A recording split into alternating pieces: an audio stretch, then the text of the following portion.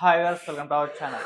బంగ్లాదేశ్‌లో హిందువులపైన దాడులు జరుగుతున్నాయి. ఇస్కాన్ నాయకుడు చిన్మయ్ దాస్ గారు కూడా అరెస్ట్ అవ్వడం మొత్తం కూడా తీవ్ర స్థాయిలో సంచలనంగా మారింది. అయితే బంగ్లాదేశ్‌లో పరిస్థితులు ఏ విధంగా ఉన్నాయి? ఎందుకు ఈ వివాదాలు జరుగుతున్నాయి? ఇప్పుడు ఇదే అంశం మీద డిస్కస్ చేయడానికి ప్రెజెంట్ మనతో పాటు జగదేవ్ గారు సీనియర్ జర్నలిస్ట్ ఉన్నారు. వారితో ఒకసారి డిస్కస్ చేసి తెలుసుకుందాం. సార్ నమస్కారం సార్. నమస్తే.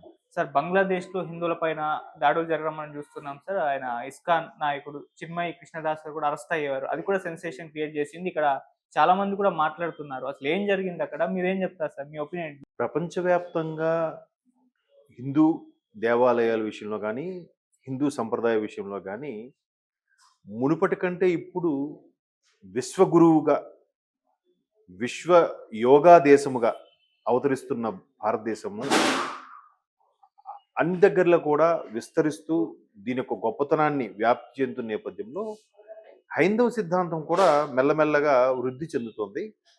ఒక విధంగా చెప్పాలంటే నరేంద్ర మోదీ గారు 2014లో అధికారం చేపట్టిన తర్వాత నుంచి ఇది కాస్త పెరిగిందని చెప్పొచ్చు. అంటే ధైర్యంగా హిందువులు ఉండగలుగుతున్నారని చెప్పొచ్చు. మీరు అబ్జర్వ్ చేస్తే రథయాత్ర సందర్భంలో గానీ, లేదా పుష్కరాల సందర్భంలో గానీ, లేదా బ్రహ్మోత్సవాల సందర్భంలో గానీ, వివిధ దేశాల్లో ఆయా దేశాల్లో ఉండే దేవాలయాలకు అనుగుణంగా అక్కడ వాళ్ళు ఉత్సవాలు చేసుకోవడం, అక్కడ ఉండే స్థానికులు అంటే ఆ దేశస్థులు కూడా రష్యా కానీ, జర్మనీలో కానీ, యూరోపియన్ కంట్రీస్ కానీ, ఉత్తర అమెరికా ఖండం కాంటినెంట్లు కానీ, సౌత్ అమెరికా కాంటినెంట్లు కానీ, అక్కడక్కడ కూడా ఈ ఎస్పెషల్లీ ఇస్కాన్ ఏదైతే ఉందో ఇంటర్నేషనల్ శ్రీకృష్ణ సంస్థ అది మరి కాస్త వీళ్ళందరికన్నా ముందుగానే విస్తరణ ప్రారంభించింది. హైందవ సిద్ధాంతంలోనూ అలాగే జగద్గురు కృష్ణం వందే జగద్గురు అంటారు. ఆయన్ని జగద్గురువుగా భావించి విశ్వగురువుగా భారతదేశం అవతరించడానికి పునాది వేసింది మాత్రం నిజంగా మహానుభావుడు శ్రీల ప్రభుపాదులు వారి ఇస్కాన్ వ్యవస్థాపకులు. సో దాని తర్వాత హిందూ సిద్ధాంతం కూడా అక్కడక్కడ వ్యాప్తి చెందుతుంది. అయితే ఈ భారతదేశం దగ్గరికి వచ్చేసరికి మనకి పాకిస్తాన్ ఉంది, ఇటువైపు బంగ్లాదేశ్ ఉంది. బంగ్లాదేశ్ని తూర్పు పాకిస్తాన్ అనేవాళ్ళు. ఎందుకంటే సేమ్ ఆ బంగ్లా ఏది వ్యవహారం ఉందో అది అట్లాగే విడిపోయింది, పాకిస్తాన్ కూడా అలాగే విడిపోయింది. సో ఈ రెండు కూడా ముస్లిం మత రాజ్యాలు. సో మొన్న అక్కడ యువత ఎప్పుడైతే తిరగబడి ప్రెసిడెంట్నే కూడా ఆవిడ హసీనాని, షేక్ హసీనాని ఆవిడ కూడా మట్టు పెట్టడానికి ప్రయత్నం చేశారో ఆవిడ ప్రాణభయంతో భారతదేశానికి వచ్చి తలదాచుకుంది. అసలు ప్రపంచంలో ఉండే చాలా దేశాలతో పోల్చితే భారతదేశం అత్యంత సెక్యూర్డ్గా ప్రదేశం. చాలామంది ఓవర్ యాక్షన్తో ఇక్కడ సెక్యూరిటీ లేదు, అమెరికన్ లాంటి వాళ్ళు లేదంటే ఆవిడెవరు సానియా మీర్జా లాంటి వాళ్ళు ఇక్కడ ఇది లేదు అని చెప్పిన సందర్భాలకి నెటిజన్స్ ఏ విధంగా ట్రోల్స్ చేశారంటే, అమ్మా నువ్వు ఇండియా వస్తే ఎట్లా ఉంటావు నీ డ్రెస్సింగ్ సెన్స్, అదే పాకిస్తాన్ వెళ్తే కంప్లీట్ బురకాతో ఉంటావు తల్లి, ఎక్కడ ఫ్రీడమ్ ఉందో ఒకసారి నువ్వే ఆలోచించుకో అని నెటిజన్స్ ట్రోల్స్ చేశారు. ఎక్కడో ఏదో ఇన్సిడెంట్ జరిగిందని రాబోయే రోజుల్లో నా పిల్లలు ఇక్కడ సేఫ్టీగా ఉండగలరా లేదా అని భయం వేస్తుందని చెప్పి అమెరికాని గారు ట్వీట్ చేస్తే, బాబు నిజమే, నీకు అంత భయంగా ఉన్నప్పుడు మరి ఈ దేశంలో ఎందుకు ఉండడం, వెళ్ళిపో. అది కాక తమలాంటి మహా నటులు ఒక అదే దేవాలయం ఏదో మన ద్వాదశ జ్యోతిలింగాలు ఏదో జ్యోతిలింగం వెళ్ళినప్పుడు చెప్పులతో వెళ్ళాడంట అక్కడ షూటింగ్ పర్పస్లో.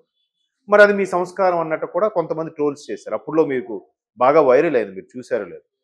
సో ఇట్లాగా ఉన్న దేశంలో కూడా ఇక్కడే సెక్యూర్గా ఉంది. వీళ్ళు చాలామంది సోకాల్డ్ దుబాయ్ వెళ్ళాం అలాగ ఉంది, ఇక్కడ ఉందంట, అక్కడ వెళ్ళండి, అక్కడ తోక జాడించిన నోటుకొచ్చిన వేసుకొని ఎక్కడ పడితే అక్కడ ఊసేయడం, ట్రాఫిక్ రూల్స్ ఫాలో అవ్వకపోవడం, సిగ్నల్ పాటించకపోవడం అక్కడ చేయమనండి. వాళ్ళ ప్రతిపత్తి గల దేశంలోనే ఉంటున్నా కూడా అక్కడ చేయమనండి, చేయలేరు. ఈవెన్ అరబ్ షేక్లు కూడా ఒక దగ్గర ఎక్కడో హిందూ దేశం సంబంధించి ఒక శివాలయం ఓపెన్ చేసి వాళ్ళకి అక్కడ అందరితో పాటు వచ్చి పూజలు చేయడం, ఇవన్నీ కూడా వ్యాప్తి చెందుతున్న నేపథ్యంలో ఒక విధంగా హిందూ దేవాలయాల మీద వాటి మీద కక్షగట్టి తగ్గించాలని కూడా ప్రయత్నం చేస్తారు కదా.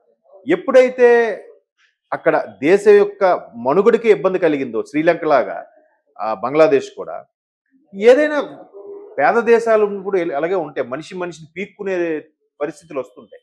అలాంటి సందర్భంలో ఇంకా ప్రెసిడెంట్ మీద అటాక్ చేయడం, అందరూ ఎదురు తిరగడం, మిలిటరీని కూడా ఎదిరించడం అన్నీ జరిగిన తర్వాత మొత్తానికి ఈ యువత నిరుద్యోగులు ఎవరైతే ఉన్నారో వీళ్ళందరూ కాంప్రమైజ్ మిలిటరీతో ఎందుకు గొడవ మనలో మనకని చెప్పి కాంప్రమైజ్ చేసి ఒక చీఫ్ అడ్వైజర్గా మహమ్మద్ యూనస్ అని ఒక పెద్ద ఆయన నియమించారు. ప్రస్తుతానికి ఒక మిలిటరీ దీంట్లో ఉన్నా కూడా ఒక స్వయం ప్రతిపత్తిలా ప్రస్తుతం నడుస్తుంది. ఇంకా పూర్తి స్థాయిలో కుదురుకోలేదు.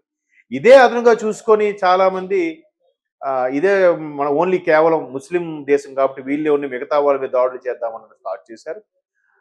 చాలా దేవాలయాలు ఇప్పుడు చిట్టగాంగు అని ఉంటుంది. చిట్టగాంగులో ఒక ఫేమస్ దేవాలయం ఉంటుంది. ఆ దేవాలయం దాడులు అంతెందుకండి మన దగ్గరే జరుగుతున్నాయిగా ముత్యాలమ్మ గుడి, హనుమాన్ టెంపుల్, ఇంకో దగ్గర కూడా ఎవరు ఎవరు మాట్లాడుతున్నారు? లౌకిక రాజ్యం అని అంటారు. ఇక్కడ ఎవడు మాట్లాడి ఇంక అక్కడ బెటరు. అక్కడ ఇలా అన్ని జరుగుతుంటే ఆయన ఎవరు చిన్మయ కృష్ణదాస్ ఆయన పేరు. అవును. ఆయన ఇస్కాన్ సంబంధించిన ఆయన ఇట్లా చేయడం కరెక్ట్ కాదు అని ఆయన ఖండిస్తే ఆయన్ని అరెస్ట్ చేసే ప్రయత్నం చేశారు. హిందువులు కూడా ఓచుకోత కోస్తున్నారు. ఒకప్పుడు ఇండియా పాకిస్తాన్ విడిపోయినప్పుడు కూడా ఒకటే గవర్నమెంట్ అనౌన్స్ చేశారు. ఏంటని? ఇక్కడ ఉండాలని ఉండొచ్చు, వెళ్ళిపోయాను వెళ్ళిపోవచ్చు అంటే చాలా మంది వెళ్ళిపోయారు. కొంతమంది లేదు మేము ఈ గడ్డ మీద పుట్టాం, మాది ఇదే దేశం అనుకుని ఉన్నారు. ఈ రోజుకి అంత మంచి సానుభూతి మంచి వాళ్ళు చాలా మంది ఉన్నారు మన దగ్గర. సో అక్కడికి వెళ్ళిపోయిన వాళ్ళు ఏం చేశారు? అక్కడ నివసిస్తున్న వాళ్ళని ఓచకోత కోసారు. వెళ్తారా అని అప్పట్లోనే సుమారుగా 2 కోట్ల మందిని చంపేశారు. 2 crores దేశ విభజన సమయంలో. అంటే మనకి లెక్కకు వచ్చింది ఇది. లెక్కకు రాని విన్నాం. ఒక్కొక్కరు ప్రాణాలు, ఆడవాళ్ళు, పసిపిల్లలు ఆ నది దాటుకొని వస్తే వచ్చారు, రాలేక వాళ్ళ ఆస్తులు కొల్లగొట్టేసి. ఇంకా మరి ఆ మధ్యకాలంలో గోపీచంద్ గారి సినిమా ఒకటి వచ్చింది సాహసం అని. మా తాతగారి ఆస్తి అక్కడ, నిధి ఎక్కడ ఉందనుకుని ఆయన వెళ్తాడు. సో అది కథగా తీసుకున్న అలాంటి జీవితాలు కోకొల్లలు. సో విభజన జరిగినప్పుడు సుమారుగా 32% ఎంతో ఉన్న హిందువులు ఈరోజు 2%కి ఎంతో ఉన్నారండి పాకిస్తాన్. అదే విభజన సమయంలో భారతదేశంలో ఉన్న హిందువులు ఎంత పర్సెంటేజ్ ఉన్నారు, ఇప్పుడు ఎంత పర్సెంటేజ్ ఉన్నారో చూడండి. సో ఇప్పుడు ఎక్కడ సెక్యూర్గా ఉంది? ఏ దేశం భద్రత కల్పిస్తుంది అన్ని మతాల వారికి, అన్ని కులాల వారికి? ఒక భారతదేశం. సో అక్కడ కూడా అలా జరగడం వల్ల ఇప్పుడు ఖచ్చితంగా అందరూ కోరుకున్నది ఏంటంటే పక్క రాష్ట్రంలో మన హిందువులకి ఏదైతే ఇబ్బంది కలుగుతుందో అది మీరు ఖచ్చితంగా ఖండించాల్సిన పరిస్థితి ఆసనమైందని చెప్పి కేంద్ర ప్రభుత్వానికి చాలామంది విజ్ఞప్తులు ఇస్తున్నారు. కోర్స్ అలా అన్నప్పుడు కొంతమంది మేధావులు, కొంతమంది నటులు, దర్శకులు ఉన్నారు కదా, పేర్లు అనవసరం. వాళ్ళకు ఇప్పుడు హిందువుల మీద ఇంతకు ఓచుకోలు జరుగుతున్నప్పుడు ఎవడు నోరెత్తడు, మాట్లాడు. ఎక్కడైనా వేరే మతస్థుడు ఒక్క మాట అనేసరికి మాత్రం ఎక్కడో విదేశాల్లో షూటింగ్ చేసుకున్నాడు కూడా సెపరేట్గా వీడియో చేసి పెట్టేస్తున్నాడు. అదేం ఆనందమో తెలియదు. ఇప్పుడు మాట్లాడమనండి ఒక్కొక్కడిని. ఎందుకు మాట్లాడరు? నేను వాళ్ళ పేరు కూడా ఎత్తట్లేదు. ఎందుకో తెలుసా? అది వాళ్ళకి అర్థమవుతుంది ఎవరంటే అనేది. అది వాళ్ళ విజ్ఞతగా వదిలేద్దాం. మరి ఎంత సెక్యులరు అంత ఇన్ని మాట్లాడతారు కదా.